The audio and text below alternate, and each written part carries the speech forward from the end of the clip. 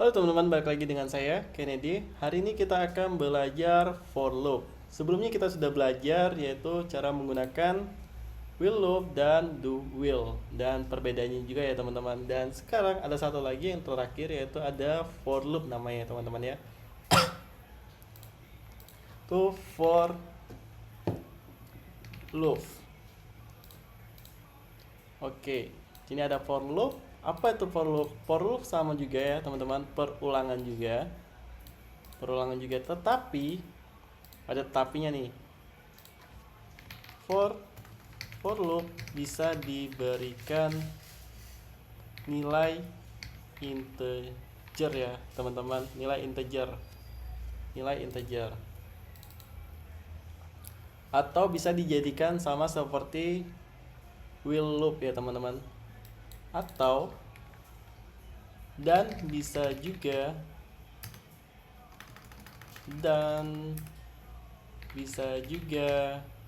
menjadi seperti will loop ya, seperti ini ya teman-teman ya. Oke, dan sekarang saya akan membuat diagramnya terlebih dahulu ya teman-teman. Sini ada for, dan di sini yaitu langsung finish. Oke, finish ini set udah. Dan di sini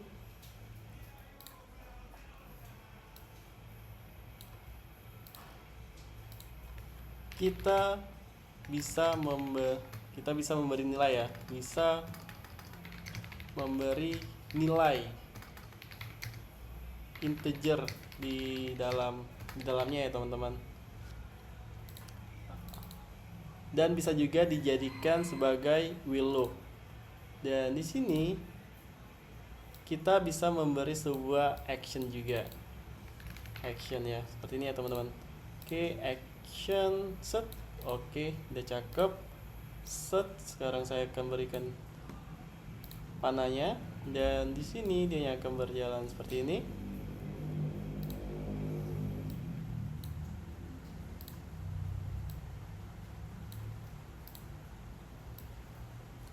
Set. Oke, itu ya teman-teman.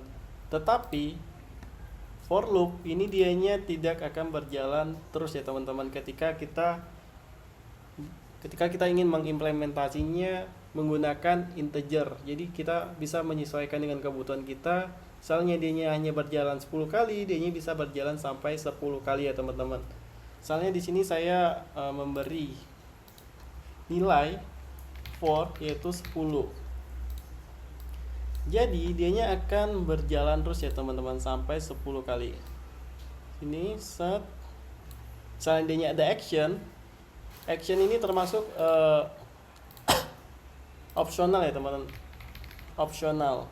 Jadi action ini dianya tidak wajib, termasuk opsional ya, opsional. Dan dianya akan berjalan seperti ini. Set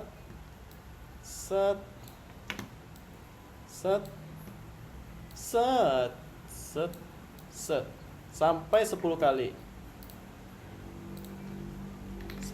Sampai 10 kali. Kalau udah 10 kali baru dianya langsung dari sini ke finish ya teman-teman. Tetapi misalnya kita memberi nilai for itu true, dianya akan berjalan terus ya teman-teman, berjalan terus tanpa finish, jalan terus dianya seperti itu ya teman-teman. Oke, dan sekarang kita coba implementasi langsung aja ya teman-teman. Oke, kita masuk ke dalam PS Code.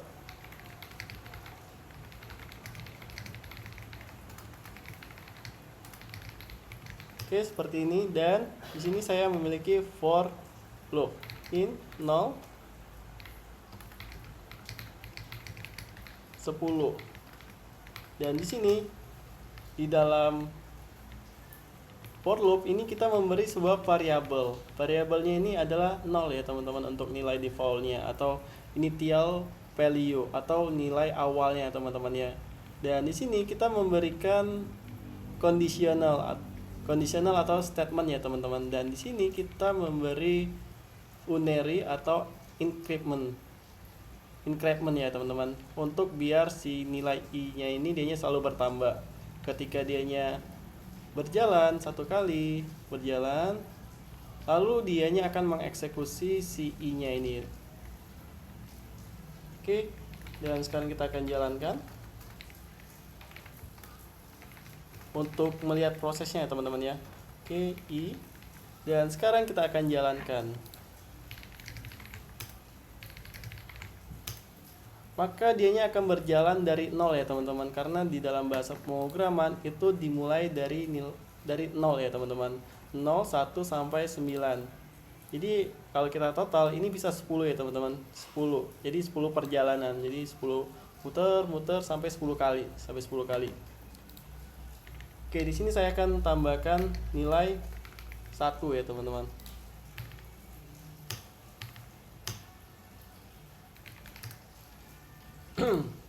Oke, seperti ini aja.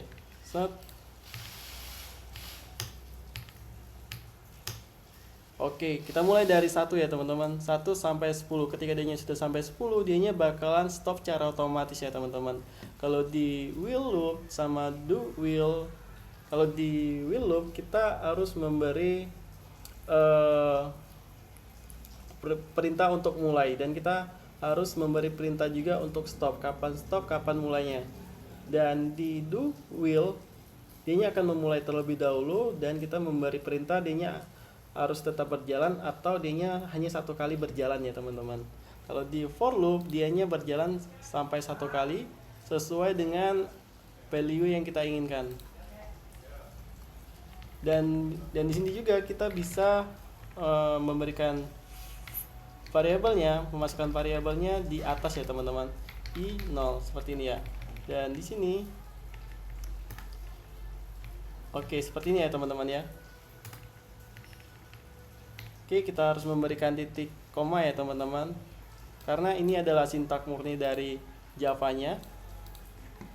Oke, dan sekarang kita jalankan, maka sama aja ya teman-teman yang akan terjadi.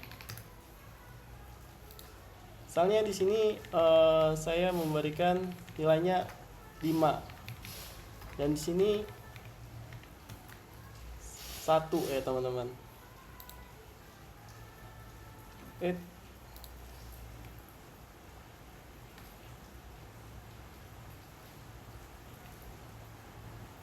Oh ya benar.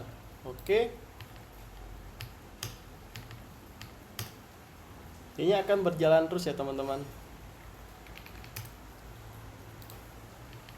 Oke, dan sekarang ini kita juga bisa ya teman-teman ya. Ini kita masukkan nilai true, dan ini kita hapus seperti ini teman-teman ya. Dan ini juga bisa berjalan ya teman-teman. Dan kita sekarang jalankan, dan dianya akan berjalan ya teman-teman, sampai dianya diberikan perintah untuk stop ya teman-teman. Oke, jadi seperti itu ya teman-teman untuk cara penggunaan dari for loop di dalam bahasa pemrograman. Oke, mungkin itu saja sih mas.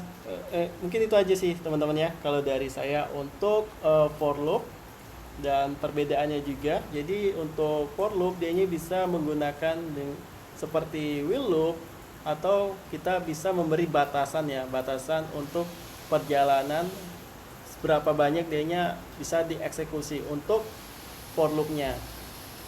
Oke teman-teman, mungkin itu aja sih kalau dari saya ucapkan terima kasih, semoga bermanfaat. Dadah, bye.